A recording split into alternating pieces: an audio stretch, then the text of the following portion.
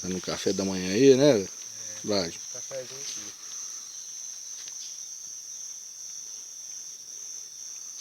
Você tá fazendo um café de buscreta, eu fiz um café de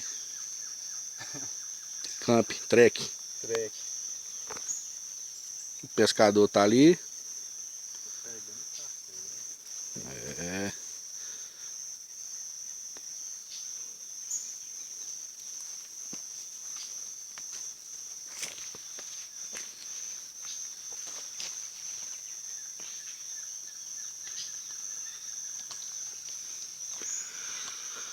Acampamento aí, passamos a noite bem, não fez frio. Bem que o Charles falou, né, Charles? Conhece? É barraquinha.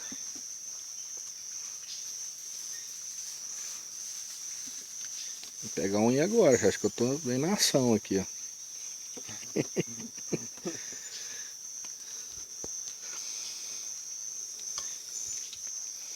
Vamos ver se o pescador é bom. Ih, rapaz, ele tá meio lento hoje. Mas tá bom. Os peixinhos tá aí, é? Olha lá os peixinhos, tem mais peixinho aí.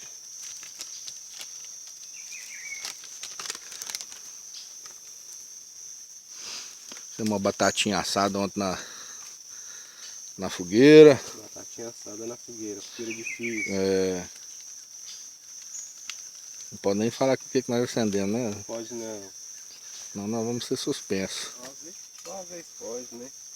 Pode, né? É. Madeira molhada.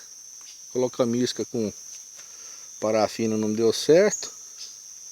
Apelamos pra sacolinha de supermercado. Pra quê? O que nós apelamos? Sacolinha de supermercado.